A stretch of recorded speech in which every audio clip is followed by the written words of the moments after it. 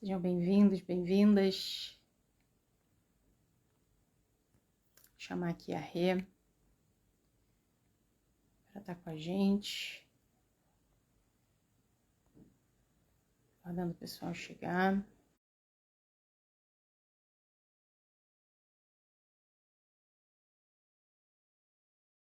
Oi, Cris. Dani. Vou esperar um pouquinho, que daqui a pouco a Rê tá aí e a gente começa a conversar.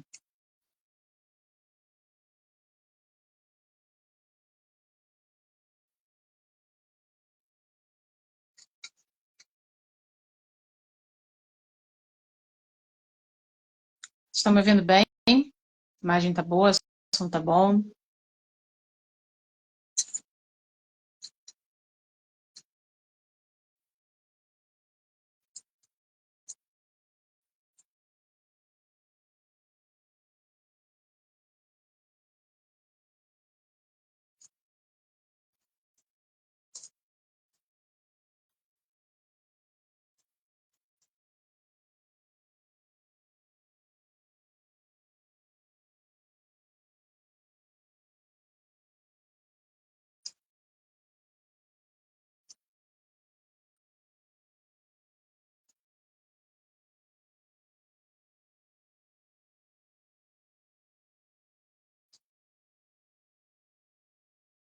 Falando aqui com a Rê.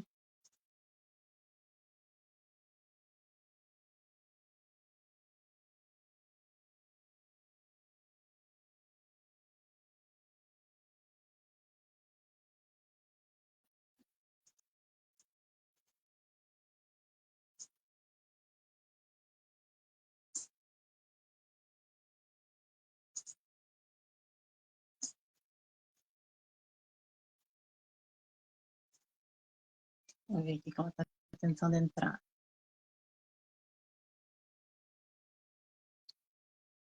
Pessoal que está chegando aí, boa noite.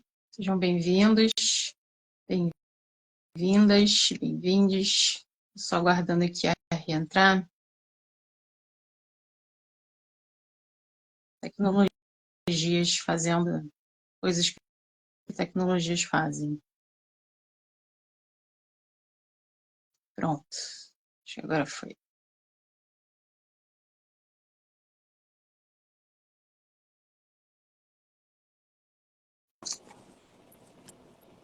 Oi, Rê. Gente, tem muito tempo que eu não faço live, eu não tô me entendendo aqui. Ah, agora eu consegui me ver. Tava muito estranho. Esse povo de humanas com tecnologia, dá nisso. Agora eu acho que vai. Bem-vinda. Ficar longe do celular para não estragar. Não dá problema. Obrigada. Tudo bom, querida? Obrigada, tudo bem. Muito bem-vinda. Muito bom ter você aqui na Casa Plural com a gente. A parceria é muito querida, muito cara, muito feliz. Também tô feliz com a parceria, de estar me acolhendo. Eu falava com a Letícia há um tempo atrás, de como a nossa profissão às vezes é muito solitária e a gente vai se ensimismando nela, né? Pelo menos a prática clínica de consultório, né? Então, estar com vocês, trocando, ter mais esse espaço é muito bom. Muito bom, vamos trocar. Eu queria te pedir para você se apresentar primeiro. Eu acho que a maioria das pessoas, talvez, que vai assistir essa aula já te conheça até, porque acompanha seu trabalho aqui, pelo Instagram mesmo, ou, enfim, por outros lugares onde você passa e leva suas palavras, seus pensamentos. Mas acho que vale, né, se apresentar e registrar. Claro, vou me apresentar. Eu sou Renata Azeredo, mãe da Clarice Azeredo, leitora de Clarice Lispector, psicóloga. Tentar fazer uma apresentação assim, um pouco misturada, né? Sou campeã da Libertadores, sou casada com a Paula, sou psicóloga, com mestrado em saúde coletiva, atualmente estou fazendo doutorado na UERJ, sob a supervisão da Laura Quadros. nesse doutorado eu tô trazendo esse tema, né? Que é uma inovação muito ousada, né? E tomara que não seja desastrosa, que é Jamais. trazer para a academia já uma invenção de uma palavra, né? Um verbo que não existe, que é o lispectar, que para mim fala de um despertar, né? Um despertar para a clínica, que aconteceu em mim. Eu acho que eu vinha, depois eu vou falar um pouquinho da minha trajetória, mas um despertar que eu acho que aconteceu com mais força a partir de um conto de Clarice Lispector chamado Os Obedientes, que eu estudei no IFEM, na aula do Eduardo Campos, né? E por incrível que pareça, nessa época, hoje eu tenho 43 anos, eu tinha 38, e eu não era, não tinha me demorado em Clarice Lispector, sabe? Aquela passada batida assim, colégio para fazer prova, mas não tinha me demorado nela, né? E a aula do Eduardo foi fundamental para aprender um pouco a ler gaguejando. E eu acho que essa leitura gaguejante foi fundamental não só para ler Clarice, mas para ler a vida, ler o mundo, ler os outros, fazer a clínica, tentar ser uma outra psicóloga, né, do que eu vinha sendo, apesar de que o que eu vinha sendo já era mesmo o que eu podia ser. E aí, falando do meu percurso, né? Quando eu me formei na UF, lá em 2005, a gente teve o mesmo orientador, né? Você Sim. fez TCC com o Roberto também? Fiz. Você se formou em 2005, eu entrei em 2005. Então a Poxa, gente não então. cruzou lá, né? Pois é, cara. Poxa, que pena. Mas depois a vida se encarregou, né? Da gente se conhecer Sim, por outros caminhos. Eu me lembro quando eu te vi pela primeira vez, foi na casa da Julinha com a Paula, né? sim. Eu me lembro também. Então, estudei na UF com o Roberto. E depois que eu terminei a faculdade, em 2005, cara, eu não acreditava na psicologia como uma carreira que pudesse me sustentar financeiramente. Eu tinha muito medo, né? E aí eu fui fazer trainee e Tudo a ver. passei, tudo a ver, né? E aí eu Bem passei, clariciano. para ser gerente, cara, da Fininvest. Tu lembra, Fininvest? Quem disse que não Uhum. dá? Tinha até essa musiquinha. E o Roberto, eu lembro que eu precisei de um e-mail de quando você diz que é Recomendação? recomendação, uma carta de recomendação, e o Roberto mandou a carta, né, nos moldes que eu precisava, mas ele fez uma observação assim: poxa, você seria uma excelente terapeuta. Aquilo ali, Letícia, me martelou por anos, né? Eu ficava com aquilo, aquela tormenta na minha cabeça, aquele peteleco na minha alma o tempo inteiro. Mas a vida precisava acontecer do jeito que foi mesmo, né? Meu pai faleceu quando eu tinha 20 anos, eu morava em Honório Gurgel, não sei se você conhece, e estudava em Niterói, então eu cruzava o Rio de Janeiro, Avenida Brasil, para poder fazer minha faculdade. E eu tinha. Então, meu pai faleceu, minha mãe teve uma depressão muito grave nessa época, e eu não tinha orientação, né? Meus pais, eles não terminaram os estudos, então eu não tinha assim muita orientação de como que é o próximo passo. Eu pensei, cara, eu vou para um lugar em que eu tenha alguma garantia, iludida, alguma garantia, né? CLT, salário, e fui. Só que depois de 4 anos nesse lugar, eu me rendi à psicologia, voltei a estudar. Eu fiz minha especialização em psicologia jurídica lá na UERJ, com a Anuziel.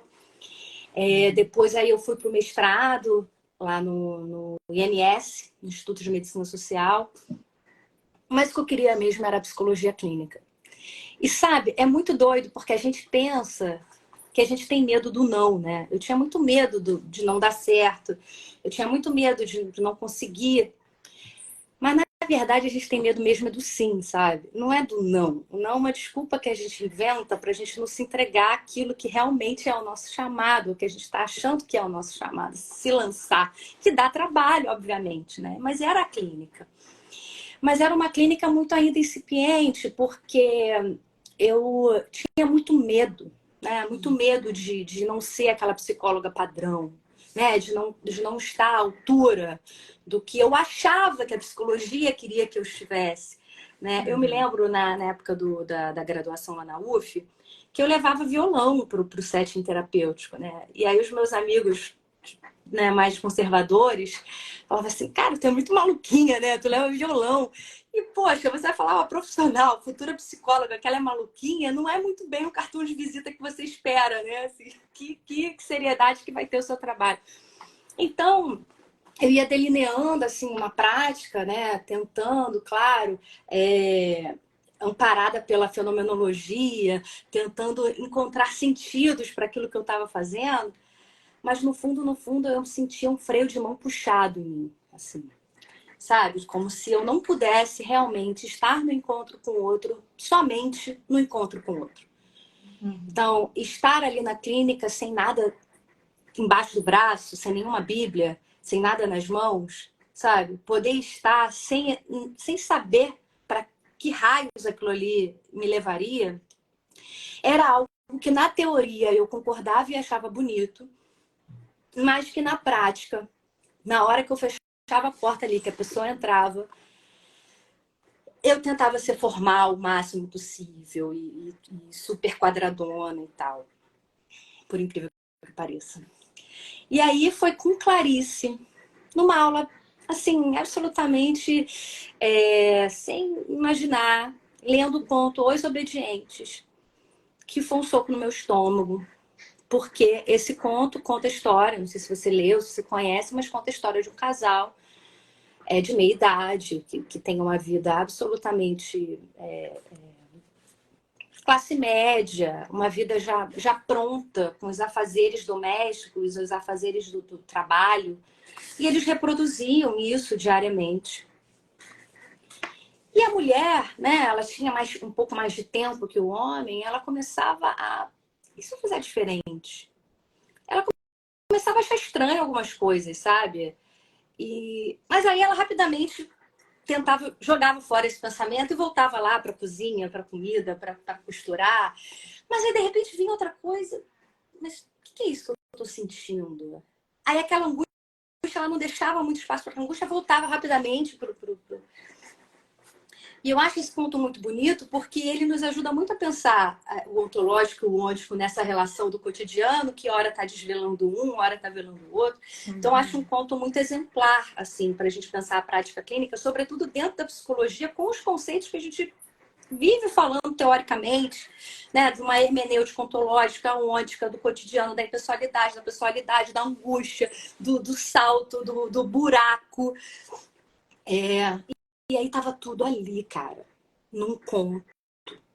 Como que ela conseguiu fazer isso? Quem é essa pessoa? Que conto é esse, cara? E o conto tem um fim, eu vou dar um spoiler, mas assim, não é bem spoiler, porque Clarice Lispector nunca é spoiler, né? Porque sempre que você lê, você tem uma relação diferente com aquela leitura. Eu já li esse conto dos Obedientes nem sei quantas vezes, e cada vez que eu leio, eu vejo uma cena ou outra que eu não tinha visto. Não porque eu não tinha visto, porque eu não tinha capacidade de ver, mas porque essa cena não existia ainda. Ela existiu no momento que eu li e abriu para mim alguma outra coisa, né? Então é muito fenomenológico. E aí, o que me marcou foi que essa senhora, essa personagem, ela, num determinado momento, ela resolve comer a maçã. É nesse nível de simbolismo. Ela resolve comer a maçã. Uma maçã, né? E quando ela come a maçã e morde a maçã, ela que tinha uma vida super regrada pelo olhar do outro, pelo julgamento do outro, por querer fazer parte de uma comunidade onde ela fosse vista como uma pessoa de bem, sabe? Aquela coisa pelo bem-estar da família, coisa assim, bem moralista. Ela que queria participar de tudo isso esteticamente, assimétrica, né? Numa simetria, aliás, repetindo, uma simetria total com a vida. Ela morde a maçã e quebra o dente da frente. O dente da frente, cara, acabou com a simetria total, né? Um buraco no meio do dente, e ela foi pro espelho, correu pro espelho. Quando ela se olha no espelho, o que que ela vê? E aí a Clarice fala uma coisa muito interessante nesse conto, que ela fala assim, chegou perto demais do espelho e não gostou do que viu. Eu acho isso tão clínico, eu acho isso tão terapêutico, assim. Eu acho que acontece, isso pode acontecer numa sessão de psicoterapia, no acompanhamento terapêutico, você chegar perto demais. Só que nesse caso ela não gostou do que viu. E o que que ela viu? Né? Ela viu uma mulher de meia idade, com cabelos brancos, sem o dente da frente, e sabe-se lá mais o que. Sabe-se lá como isso apareceu para ela, né? Isso é o que tá escrito no conto, mas sabe-se lá como isso apareceu para ela. Porque a escuta clínica, ela já começa aí, na leitura de um conto, né? Você vai lendo Clarice e você vai sentindo a situação, o tom, da gravidade das coisas que vão aparecendo. Você pega os obedientes, eu estava falando do meu percurso, mas eu entrei nos obedientes, depois eu volto. E aí ela começa os obedientes assim, ó. Se alguém comete a imprudência de parar um instante a mais do que deveria, um pé afunda dentro e fica-se comprometido. Cara, um pé afunda dentro e fica-se comprometido. Parar, sair desse automatismo, olhar para a vida, né? Abandonar essa postura de impostura, como uma psicóloga formada pela UF, mestrado, doutorado, essa psicóloga cheia de, né? Como é que é o nome daquilo? Credenciais. Abandonar isso para poder deixar o pé afundar e se dar conta que você está só diante de uma pessoa que, cara, não tem nenhuma diferença de você, na real. Se nós formos sinceros, não tem nenhuma diferença. Né? Quantas vezes eu fui para sessão de terapia enquanto psicoterapeuta e fui clinicada. Porque aquela sessão, de alguma forma, me tocou. O meu pé afundou dentro e rolou uma conexão. De uma conexão tão verdadeira, né? Que a psicologia fica menor. A identidade profissional, a abordagem, o que for, fica menor. Frente ao ganho do cuidado, que uma conexão, quando você para e deixa o pé afundar dentro, pode te oferecer. Né? Em termos de vida, em termos de humanidade, em termos de conexão humana. E eu acho que a Clarice, eu que já vinha de algum modo flertando com uma clínica libertária, sei lá, me ocorreu agora esse termo, eu acho que a Clarice me deu aquele empurrão que faltava para eu, quer saber,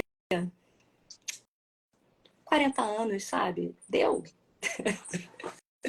Deixa eu fazer a clínica que eu acredito, cara. Deixa eu ir vazia para esse encontro. Deixa eu não saber. Deixa eu só ouvir. Deixa eu sentir com ele, com ela. Né? Deixa eu sentir com esse outro. Deixa que esse outro me ensine sobre o mundo dele. E esse desprendimento de querer acertar, esse desprendimento de uma identidade profissional libada, em prol de poder só estar com o outro, eu fui aprendendo com a Clarice Lispector. Eu acho que ela foi aquele diabinho que foi alimentando, né, algo libertário em mim. Então, é nesse nível aí que a obra de Clarice me toca. E aí, assim, se você me perguntar o que eu já li de Clarice, cara, eu li muito pouco, porque a obra dela é um negócio enorme. E eu não sou uma... Como é que é o nome quando a gente... Maratonista, sabe? Eu não gosto de maratonar série. Eu não gosto, ainda mais quando a coisa é boa. Eu gosto de ver pouco e ver de novo. Antes de passar pro próximo, né, capítulo. Né? Aí eu vejo de novo. E com a Clarice é isso, né? Então, apesar de eu ter esse livro aqui, que são todos os contos, eu não li nem a metade dos contos. Porque eu fico me demorando nos contos, né? Eu fico impactada com os contos. com as crônicas que eu já li. Acho que a gente está numa época de muito frenesi, muito frenética, de muita produtividade. E também para o nosso trabalho enquanto psicólogo clínico, enquanto psicólogo, que não seja só da clínica, de consultório, mas enquanto esse profissional atento, né, ao sofrimento, a gente precisa ser um resguardo desse lugar tecnocrata, desse lugar de rapidez. E aí acabou que a Clarice ela foi me amparando nesse desamparo. Né? De, não, essa clínica não é louca. Essa clínica é a clínica que, para mim, é estar viva no meu trabalho. Mas fala alguma coisa aí, né? Porque senão eu vou falando. Eu ainda tô esperando o negócio lá com a Gabi, hein? Tô esperando. Final. É o quê? Cara. De frente com Gabi, né? De frente com Gabi. Vou falar uma Final. palavra, você responde outra. Isso. Não, eu fiquei pensando na questão dessa leitura gaguejante que você falou antes, né? Se tinha a ver com isso que você falou agora no final, de não sair consumindo por consumir, né? De não, você não está sendo uma estudiosa da obra de Clarice, não é isso, não está fazendo um caminho por letras, né? Você está falando assim, você está dialogando com ela. Ela não fez isso, né? Ela não escreveu para ser uma escritora, ela escreveu porque ela precisava, né? É o verbo dela, né? O verbo dela de vida. Assim. Ela fala isso numa entrevista, né? Inclusive. Que ela não era uma profissional, ela era uma amadora. Né? Eu acho isso tão bonito, sabe? Porque como assim amadora? Pô, a mulher traduzida em milhares de línguas, um monte de livros, reconhecida, uma amadora porque ela não queria perder a liberdade dela frente a esse verbo, esse fazer que ela escreve, que era o escrever. Que não era um escrever sob encomenda, como muitas vezes a gente vê na academia. Tem que escrever um artigo, aí você se articula com um, com o outro, aí pega, você, né, tem que... Não, ela era, cara, sei lá, uma antena parabólica aberta para captar as afetações que chegassem nela. Traduzir E aí, isso da forma mais poética possível, né? E aí ela tinha isso como uma obediência, assim, porque, inclusive, você falou isso, né, da escrita, e a gente está falando desse verbo, que é um verbo que ao fazer esse verbo você se faz, né? A Clarice, ela não é escritora porque ela escreve. Ao contrário, né? Ela escreve. E aí, em escrevendo, ela é escritora, né? Se ela deixa de escrever, ela deixa de ser escritora, né? Mas a gente acha que é o contrário. Os escritores inverter um pouco essa coisa do sujeito predicado aí, eu acho interessante também, né? Porque é nesse fazer que a gente vai se fazendo. Mas os obedientes, que é um dos pontos que eu tô querendo estudar com calma, né? Nesse curso, a própria palavra, né, obedientes, ela vem de obedecer. Obedecer vem de ob audire. E esse ob audire, esse obedecer, é escutar. Eu acho essa aproximação do obedecer com a escuta algo sensacional. Porque no nosso tempo atual, você falar em obediência, você falar em ser obediente, isso fere a nossa idiosincrasia, isso fere a nossa liberdade. Pô, a Renata tá falando de liberdade para a clínica, de poder entrar. Pô, mas ela tá estudando os obedientes, né? Ela tá falando da obediência, não tem nada a ver. Porque essa obediência aqui, que a Clarice traz, é uma obediência desobediente, né? Esse casal do conto, eles eram obedientes a algo menor. Eles eram obedientes a fatos.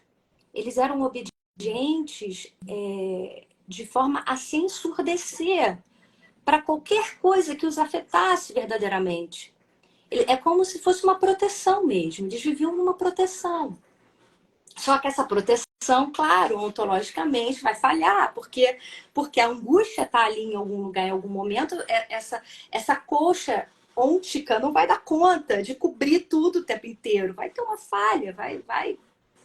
E teve a falha grave do dente da frente quebrando. Então algo aparece para ela. Mas esse obedecer, que se a gente faz um estudo mais etimológico dessa palavra, a gente vê a relação com escuta. E eu acho isso muito bonito, porque para você escutar, cara, tu tem que estar vivo, sabe? Senão você só é um mero reprodutor e repetidor de normas, de regras. Enfim, você ainda chama isso de ética, quando na verdade é puro moralismo. Você não sabe pensar, você não sabe fazer a coisa quando não tem um caminho já dado. Então, obedecer é tirar a cera, não só dos ouvidos, mas do corpo, né? É por isso que eu acho que é um despertar, sabe? É você se dar conta que você está vivo, sair do automatismo, quebrar esse automatismo cotidiano, né? De você entrar. Aí eu tô falando da clínica enquanto espaço de consultório, porque é da onde eu trabalho. Mas a gente pode pensar em clínica ampliada, clínica de rua, mas enfim, é você poder ir para esse lugar para ouvir, no sentido de autorizar, de seguir isso que te atravessa, que você escutou. Não estou falando de uma escuta do otorrino, sabe? Eu estou falando de, pô, estar vivo. E eu acho isso muito sutil, assim, porque é como se os psicólogos não se permitissem estar vivos no encontro clínico, porque eles têm que colocar a regra, o código acima de tudo. Mas, gente, pelo amor de Deus, é exercício ético, não é exercício moral. É exercício ético, é relacional, é estar vivo ali com o outro. Isso, para mim, é terapêutico, isso é cuidado, né? Senão você vira um psicólogo, um clínico, mero reprodutor de ideias, papagaio. E que você acha que para todo paciente você tem que falar a mesma coisa, agir da mesma coisa, do mesmo modo. Pô, quantos pacientes a gente tiver, o quanto de clínica a gente tem, porque para cada um é uma. Né? Porque para cada um a relação é uma. Então, esse obedecer aí do conto, eu acho muito interessante, porque a mulher, ela conspira com essa escuta. Mas rapidamente ela tenta se distrair dessa escuta. Ela está escutando alguma coisa que ela não quer dar atenção, mas só que aí vem o dente quebra. E aí não tem jeito. Né? Aí ela escuta. O problema é que nesse conto acontece uma coisa muito drástica, né? E aí é a interpretação minha já. Diante do vazio que se transformou a vida dela, naquele momento radical, em que talvez, interpretação minha, em que talvez ela tenha se dado conta que, cara, não vivi minha vida, e agora? O merda é que ela se jogou da janela. Porque lembra, Clarice diz, vou até pegar aqui essa parte. Ó.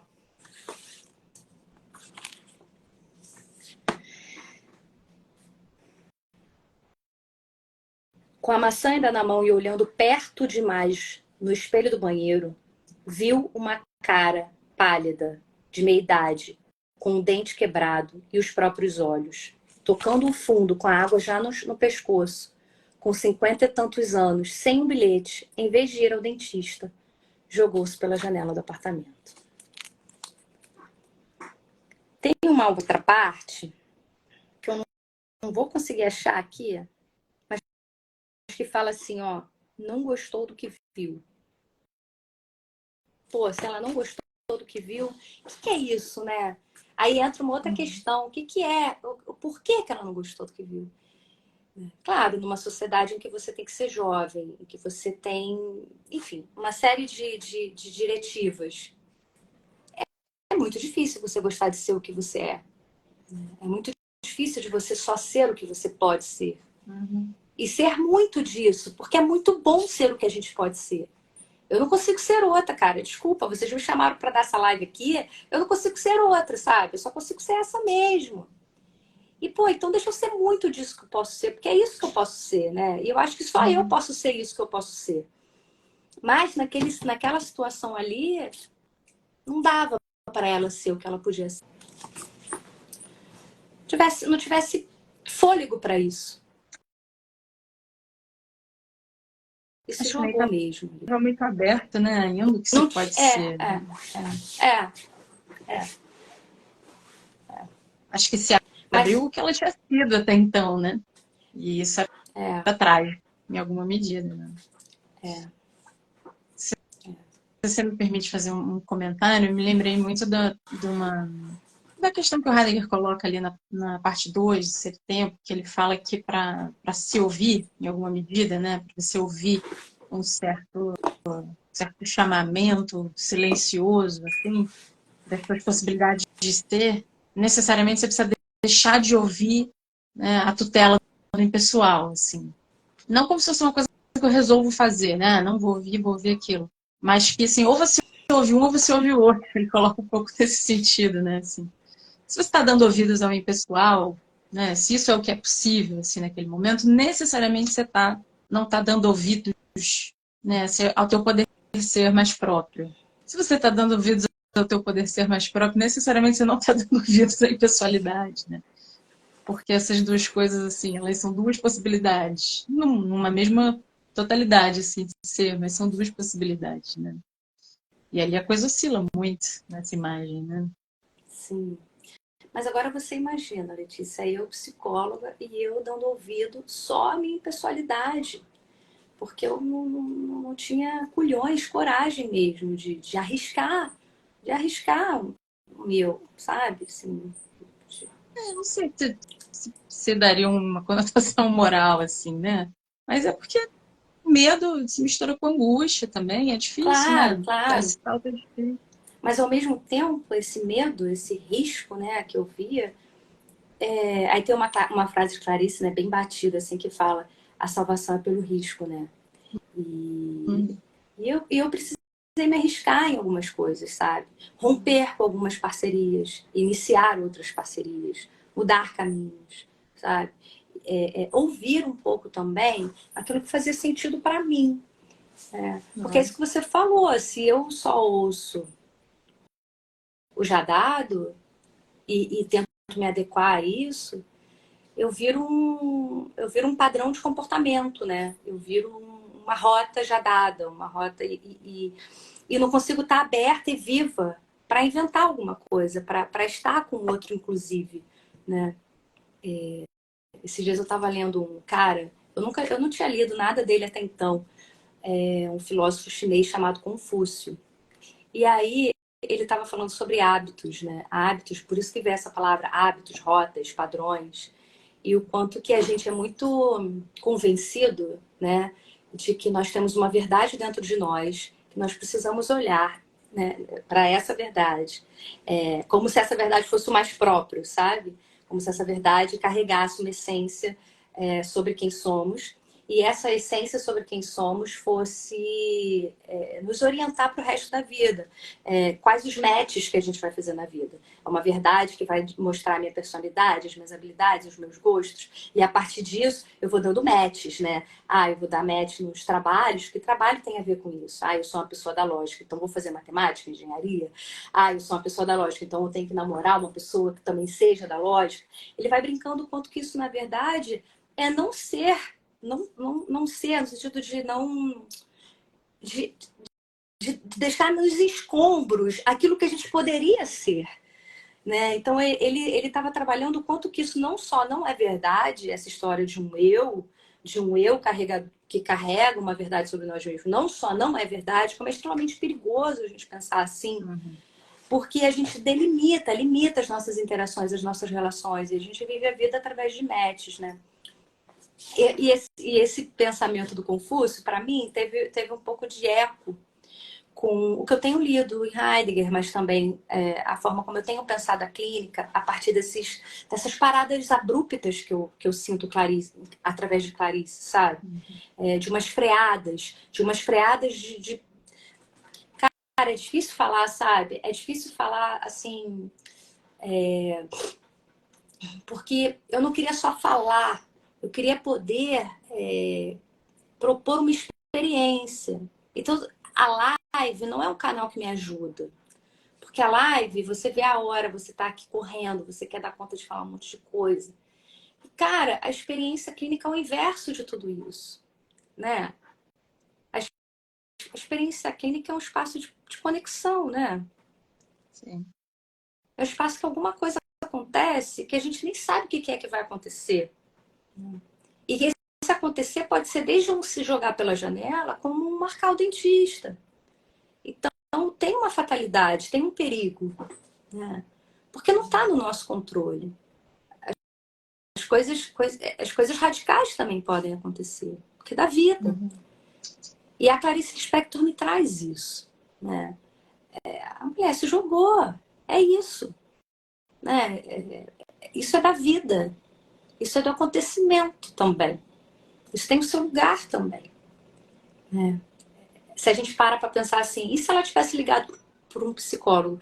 Só faz sentido essa pergunta se a gente achar que ela precisava de um psicólogo. Se a gente, né? É tão curioso como que os nossos pensamentos vão caminhando assim nessa oscilação, né? De liberdade, mas também de moral. Mas eu tenho visto a clínica, a partir de Clarice, por duas perspectivas assim para mim. Uma de eu me aceitar como eu sou, né? Eu não posso ser uma outra psicóloga que não a que eu sou, né? E aí, uma aprendizagem, o livro dos prazeres é um livro que me ajudou muito. A figura de Lori ali, que não se reconhecia como um eu, né? Não se reconhecia como uma pessoa que podia habitar aquele espaço. Então tem todo um processo de cura em Lori que eu acho que também foi acontecendo comigo, né? E à medida também que eu me curava disso, né, eu ia ampliando o meu mundo também, de um jeito interessante, né? Mas não só Lori, né? Teve outros. Aí a Paixão Segundo GH, e tem a história da barata, toda a despersonalização que ela vai fazendo. Aí você constrói um eu para depois você sair desse eu. Depois você se desprender desse eu um pouco. É muito doido esse processo, porque você ganha um eu para se despojar dele também, né? Não dá só para se despojar, é preciso construir alguma coisa, e depois você se despoja, e depois faz todo um trabalho de se despojar para estar naquele encontro ali. Mas pensar a clínica, né? Eu tentar transmitir como que a Clarice me ajudou nesse processo de autoaceitação e de uma prática de uma clínica que eu estou chamando de mais viva, despectada, despertada. Despertada para poder realmente me conectar com o outro que vem ao meu encontro no consultório. Às vezes é possível, às vezes também não é. O encontro não é produzido, né? O encontro Sim. acontece. A gente pode tentar favorecer. A gente pode conspirar, né? O que eu acho que é bonito, né? Assim, desse encontro, né? Seu com a Clarice e do que a Clarice favorece de encontro. É uma certa lembrança também, né? De que esse tipo de transformação que a gente está falando, esse despertar que você está dizendo, ele não é propriedade da clínica, né? Ele não é uma coisa assim que a clínica psicoterápica nem produz, porque não é uma produção, e nem alguma coisa que nasceu com a clínica. Pelo contrário, isso é da existência, né? Isso é próprio assim, da condição humana. E aí a clínica, sim, lida com isso, porque lida com o humano. Mas a arte lida com isso, basta ser humano para lidar com isso, né? Então isso está ali na obra dela, está ali na vida dela, está nas nossas, né? Quando se encontra com a dela, e eu acho que isso descaracteriza mesmo assim a clínica como uma espécie de mecanismo técnico, né?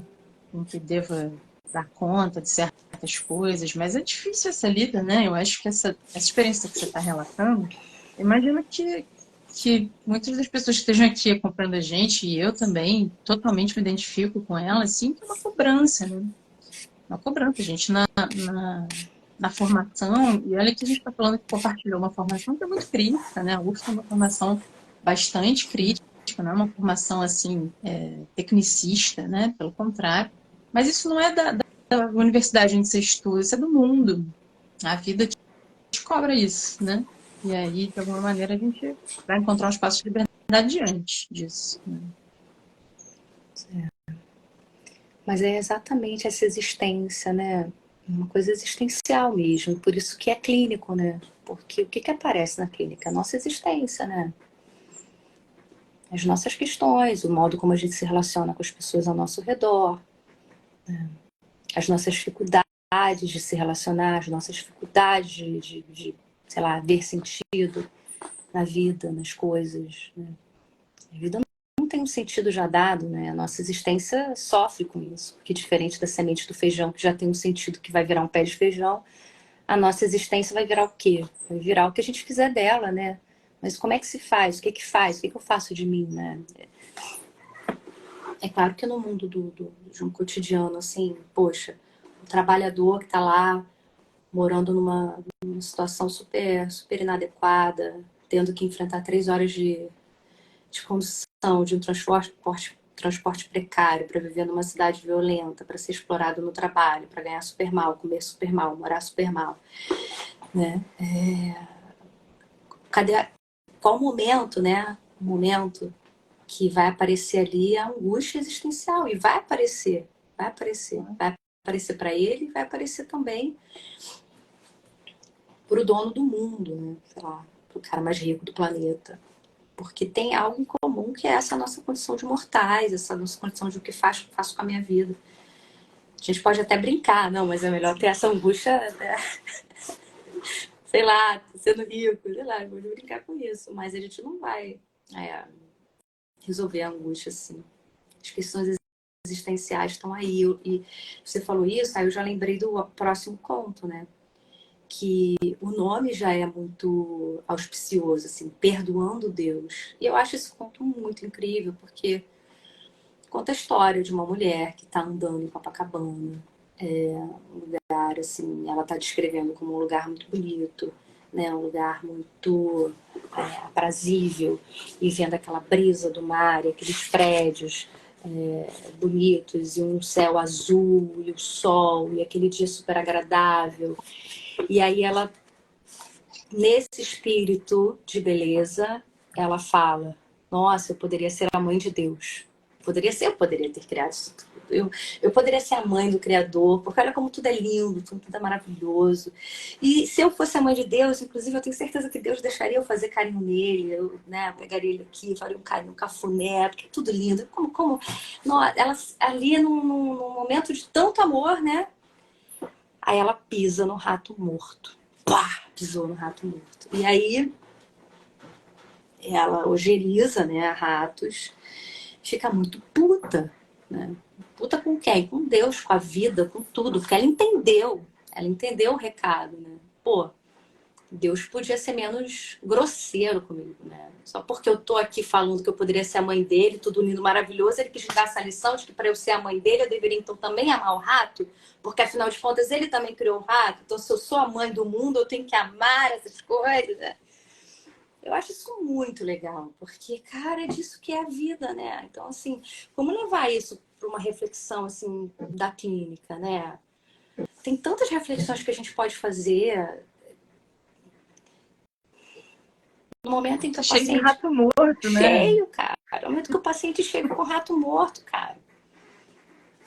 Não dá pra gente simplesmente querer botar um perfume, querer ressuscitar o rato, fazer uma maquiagem no rato.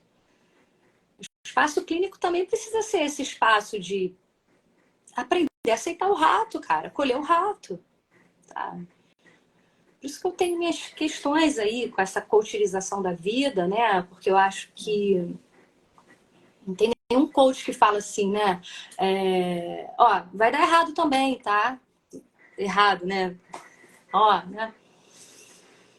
Como é que a gente lida exatamente nesse momento que a gente pisa no rato morto? Esse momento que quebra o dente da frente. E aí, assim, de uma forma real, porque ali no conto é uma forma real, mas também se a gente for fazer uma analogia metafórica para as outras questões das nossas vidas, né? Como é que a gente lida com isso? E o que eu vejo, Letícia, acho que você deve saber falar mais, melhor do que eu sobre isso, mas o que eu vejo é a medicalização, as tentativas de iludir, né, assim, as feiuras, né?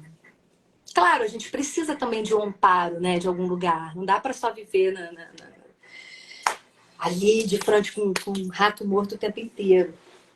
Mas também negá-lo é muito preocupante, né? Então, nesse ponto, perdoando Deus, a beleza que eu acho, assim, é como ela vai elaborando o rato morto. Ela elabora o perdoando Deus. Por isso o nome, perdoando Deus, né? Ela vai elaborando, mas num certo limite, sabe? Ela também não ultrapassa esse limite. Não é porque você está fazendo terapia que você vai aprender a amar o rato morto. Não é isso, sabe? Mas a gente vai elaborar um pouquinho esse rato morto, né? Mas tem um limite. E ela diz ali, eu não sou capaz de amar esse rato. A Cláudia falou uma coisa aqui. A Cláudia é uma grande amiga minha, é da fenomenologia também. Isso é a rebordosa que aparece nos sofrimentos romantizados da vida, exatamente, né? Quando a gente está romantizando, quando a gente tem uma história com um happy end o tempo inteiro, a gente acredita nisso, né? Nessa rebordosa, porque, poxa, fiz todas as rotas que me indicaram caminhar, né? Seguir. Falaram que era para eu fazer faculdade, casar, ter filho, ter um bom emprego, bababá, bababá, bababá. E aí? Cara, por isso que eu brinquei no início, né? A minha garantia lá, naquela época, eu fui trabalhar na CLT. Não tem garantia nenhuma, né? E a clínica vai muito no sentido, né, de compreensão, assim, acho que de que o rato morto, a brisa de Copacabana, assim, em larga medida não são produzidos pela gente, né? A gente se encontra, né, com o rato morto, a gente se encontra com um dia bonito e como que a gente se relaciona com isso? Exatamente o que você falou, na hora que pisa ali, como faz? Né? Porque o como faz, a única possibilidade de cuidado não é você chutar o rato ou você começar a se blindar e nunca mais terei ratos por aí, né? Não é muito sobre achar uma proporção interessante entre pôr do sol e rato, é mais qual é a tua expectativa, né? Diante disso, a sua realização, como é que a gente se dispõe diante disso, o que é liberdade diante disso, isso não é muito fácil, né, de conquistar. Por isso que, como você falou antes, né, a clínica tem um tempo, e esse tempo não são sessões, meses, anos, se dispõe nisso também, mas assim, é um tempo, volto a usar essa expressão que eu gostei da leitura gaguejante, né, é um tempo que não é E muito é um, e é técnico. um, e é um tempo inútil também, sabe? E eu vou dizer, assim, inútil no sentido de que a clínica ela não está a serviço de, né? Ela não tem uma utilidade para, né? Como assim? Eu sei que isso é meio escandaloso, é porque apareceu aqui o alarme do meu remédio. Eu sei que isso é meio escandaloso dizer que a clínica é inútil, né? Dizer que a clínica não está a serviço de. Porque, obviamente, que tem uma utilidade sim, está a serviço sim, mas o que eu quero dizer com essa radicalidade é que ela não está submetida a essa lógica utilitária que querem fazer da vida, né? Poder suportar. Aí vem, né? Se nós não pudermos suportar a inutilidade, se nós não pudermos suportar o rato morto, a angústia de não saber o que fazer da própria vida, né? Se a gente não puder aguardar, se a gente não puder ter serenidade, silenciar até às vezes. Se a gente rapidamente quiser correr, querer colocar um perfume no rato, mostrar que tem outras coisas, né? Porque a gente não está suportando aquela angústia, aquele mal-estar. Aí eu acho que fica ainda mais difícil, né? Porque eventualmente nós e os pacientes estão ali vivendo alguma situação na própria vida, na própria carne, que seja um dispositivo de angústia. Mas a questão é poder, né? O terapeuta poder suportar, o terapeuta ter pensado um pouco nisso, o terapeuta não ser esse romântico, né? Não tomar a clínica como um espaço de conversão, de transformação, de salvação, né? A clínica é só uma possibilidade, dentre muitas possibilidades, e uma muito pequena, inclusive, porque o quê? 50 minutos semanais, às vezes quinzenais, né? É uma parte muito pequena da existência de uma pessoa. Então a clínica não é essa coisa toda. Se a gente puder pensar a clínica apenas como um espaço de escuta, de uma tentativa de conexão ali para escutar, para adentrar o mundo do outro. Mas, enfim, voltando a falar da Clarice, eu acho que a Clarice e a clínica, para mim, a Clarice vem como esse suporte, sabe? Nesses momentos de rato morto. Ela me ajuda mais do que Heidegger, Letícia, por incrível que pareça, sabe? Porque Claro, ela me encontros, ajuda, né, gente? cara. São Sim, encontros. claro. Todo o aparato teórico que eu tive ao longo da vida, eu acho que ali eu consegui ter um diálogo com Clarice, eu entendi um pouco, eu nem entendi, né? Mas aconteceu, apareceu alguma coisa, sabe? Para mim. Eu acho que ela é o meu amparo, assim, desse desamparo todo, que é ser um ser humano em 2023 no Brasil, gente, no mundo. No mundo de guerras, no mundo de misérias, no mundo, né, no mundo de tantos preconceitos e dificuldades, e discriminações e opressões. Clarice me alimenta de alguma forma. Não só ela, claro, porque a gente está pensando também, eu penso em outros autores, né? Eu não só leio Clarice. Mas é porque a live aqui é de Clarice, mas ela me ajuda muito, ela me ajudou muito a me despertar também para a literatura. Né? Da mesma forma que ela me ajuda a me despertar para minha filha, cara. Eu tenho uma filha de 1 ano e 2 meses, linda, coisa mais linda desse mundo. E às vezes, Chamada Clarice, para quem não sabe o neném. chamada Clarice, exatamente. E estar com a minha filha, só com a minha filha, né? Assim, esquecendo que eu sou adulta, esquecendo que eu, né? Esquecendo o celular, poder estar ali no mundinho dela, vendo as conquistas dela, o que ela vai fazendo. Poxa, isso é um olhar clariciano para mim, porque é uma abertura. A gente pode dar outro nome para isso, a gente pode falar de porosidade, a gente pode falar de abertura, pode até chamar de Dasein, né? Cara, mas para mim é esse estar ali presente que é tão clariciano nos textos dela, sabe? Assim, quando você entra num texto de Clarice, né, quando você, através de uma leitura gaguejante, consegue adentrar aquela atmosfera, ser pego por aquela atmosfera, que você conspira para entrar, mas de repente você é sugado para dentro dela, né? E aí você é acometido por um monte de coisas que, caraca, você não sabia que ia acontecer. Você é acometido, né? Assim, o perdão do Deus, de repente, usando um ponto, caraca, o coração até acelera, porque você está sentindo tudo com a mulher, assim. O dente, o pulo pela janela. Tem tantas outras situações. Quando ela comeu a barata em GH, né? Quando ela vem falando disso, a barata. Você é tomado, te assalta, ela não pede autorização. E não é uma questão racional de vontade, quero sentir. Tem uma conspiração que, de repente, o negócio te dá. Isso é muito clínico, gente. Não é isso que acontece na clínica também? Não tá nas nossas mãos. É a arte do inútil, porque não é o psicólogo que é o fodão. É a vida, né? É a vida nos seus acontecimentos, nos seus encontros, né? Claro, a gente estuda muito, né? A gente estuda muito, lê muito, se prepara muito, para também entender que é a vida, né? E poder estar ali junto com o outro nisso. Porque eu também não estou aqui dizendo que o papel do psicoterapeuta, que o terapeuta não tem um papel ali. Não é isso que eu estou dizendo. Não sei se fica claro, sabe, Letícia? Eu tenho muita preocupação com essa coisa da live, porque parece que tudo fica muito raso. Mas estou tentando aqui repetir, né? Explicar, falar. Acho que é o risco, né, que você falou. É o risco, né? De ser mal entendido, coisa assim, mas eu acho que você está favorecendo demais que seja bem compreendido. Então, é o que a gente pode fazer, né? É cuidar. Cuidar para que a coisa, É, né, se favoreça numa determinada direção. Mas, claro, pode ser interpretada equivocadamente, sem dúvida, né?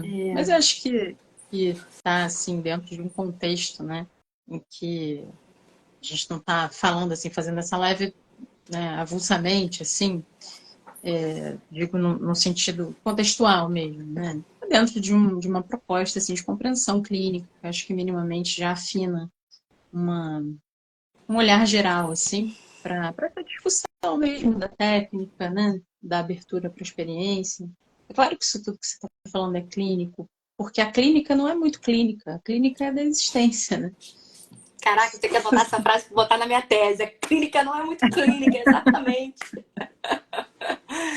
Você sabe que eu lembrei, você falou aí da técnica, né?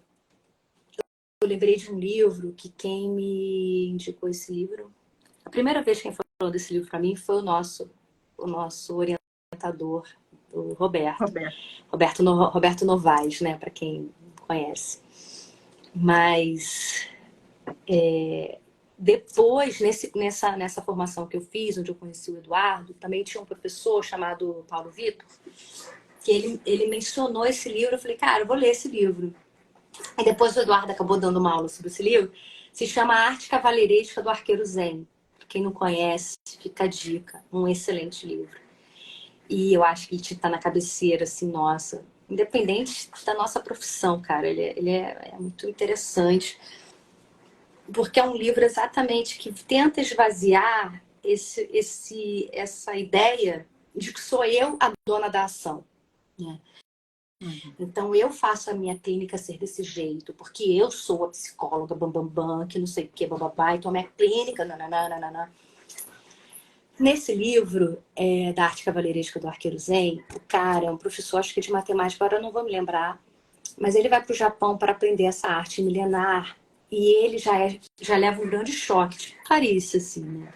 Não é você que atira, é o tiro que se dá através de você.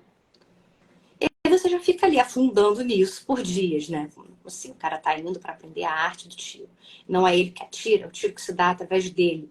Tudo bem, mas como é que ele pode ajudar esse tiro, então, a dar através dele, né? E aí tem todos a parte técnica, né? De você ter respiração, de exercício muscular, para você ter a força de suportar aquele negócio esticado, né? Mas, de novo, meu alarme. Mas tem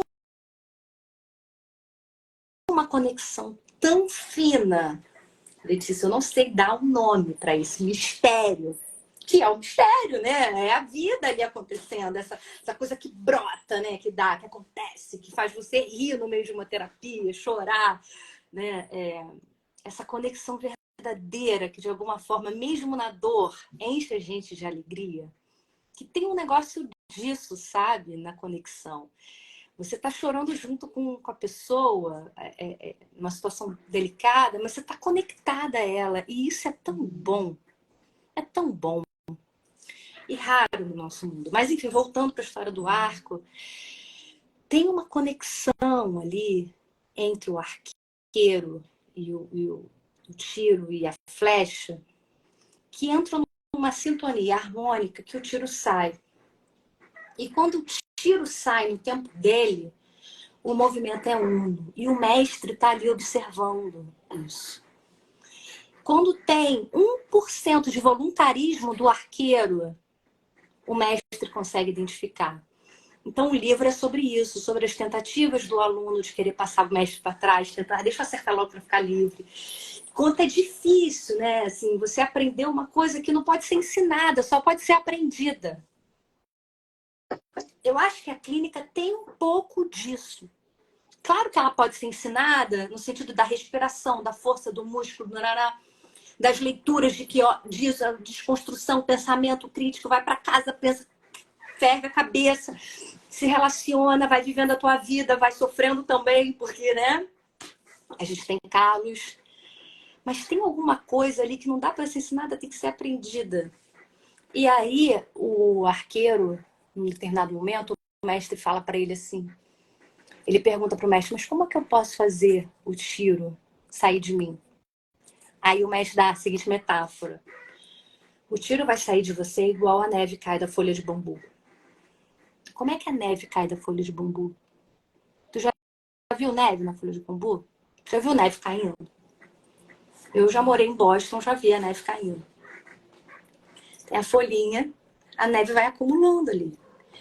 A folha, ela não cria resistência no sentido de Não tá na hora, eu vou ficar segurando aqui a neve. Mas ela também não é voluntarista, vou deixar a folha cair agora, vou deixar a neve cair agora. Não, ela vai só ali. A neve vai caindo, vai pesando, vai. Até que tem uma hora que, putz, é uma ação que não é uma ação, sabe? Não é passivo nem ativo. É uma espera à toa, que não é bem à toa, mas que é uma espera. Eu acho a clínica muito parecida com isso. E eu acho que a Clarice Serenidade. e eu acho que a Clarice ela conspira para essa atmosfera através dos contos dela. Ela ajuda a gente a parar. Eu acho que o psicólogo tem que aprender a parar. Que delícia, né? Que delícia. Vamos fazer agora a roda das palavras, só uma palavra. Mais frente com a Gabi. Zoando. Era uma piada, era só uma piada. Muito bom, muito bom. Eu acho que a gente deve estar no final, né? Eu imagino que esteja já no finalzinho aqui. Sim. Eu achei que eu fosse receber, sei lá, alguma ativação aqui para saber, para avisar. Mas não é a hora aqui, tô vendo que estou na hora. Acho que a gente já deve estar finalizando. Vou puxar então o bonde para a gente encerrar nesse altíssimo nível. Vou aproveitar para falar um pouco das informações do curso também, para quem tiver interesse, segue a gente aqui, segue a nossa página aqui da Casa Plural, que tem todas as informações. Mas o curso aqui com a Rê vai acontecer, que o curso Experienciando a Clínica, Escuta a Clínica com Clarice, vai acontecer nos dias 17 e 24 desse mês, das 10 da manhã ao meio-dia. Vão ser 2 encontros, 2 aulas. As inscrições estão abertas, o link está na bio e a gente vai ter mais tempo para ouvir esta mulher falando essas poesias lindas que tem tudo a ver mesmo. Essa mulher, ouvir Essa essa também, mulher, essas todas. ouvir essa mulher. Essas todas. Essa última coisa que você estava falando me lembra um pouco assim, porque, bom, para mim o Heidegger ajuda muito, né? Então eu recorro a ele na mesma medida. Mas essa coisa do ser, né? O ser numa determinada direção, ele se desdobra numa determinada direção e a gente não é a gente que é. Ele é através, né, da gente de uma certa maneira, mas a gente pode ajudar ele a ser de alguma maneira, né? Ou atrapalhar. Então, a clínica eu acho que está aí para tentar lembrar disso, em primeiro lugar, e depois pensar mesmo como é que a gente pode ajudar, né?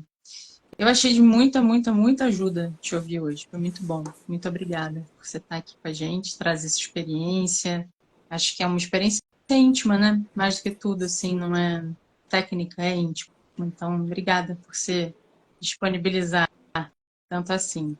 Eu que agradeço a oportunidade. Gente, eu não fiz uma sistematização das ideias. Eu fui falando aqui na medida que fui também me deixando atravessar. Acho que fui bem claricena nesse aspecto. E heideggeriana, né? Assim, deixando as coisas passarem. Espero que tenha feito algum sentido aí para vocês. Tenha contribuído com um pensamento de uma clínica libertária, respeitosa, né? De conexão com as diferenças. Uma clínica que tenha um exercício ético de cuidado, acima de tudo, né? Muito bom, muito bom. Agradecer a todo mundo que esteve aqui com a gente. Quem está vendo esse encontro depois também, né? Fique à vontade aí para deixar seus comentários. E a gente se vê então, dia 17 e dia 24. Nos vemos. Esperamos aí quem puder estar com a gente também. Gente, o Rê, muito pessoal que tá obrigada. falando aqui, ó, eu não tô conseguindo ler, porque. Obrigada Galera, por esse tá te encontro. elogiando. Prazer sempre, bom ouvir. Poxa, obrigada, gente. Obrigada. É bom receber elogio também, né? É bom, é bom. Apesar da gente não poder ficar preso ao espelho, mas é quentinho, porque traz pra gente a sensação de que fez sentido para outra pessoa, então a gente tá menos só, né? Muito bom. Obrigada. Obrigada, Letícia. Adorei. Obrigada a Um você, beijo. querida. Um beijo, até a próxima. Até. Tchau, tchau. Até.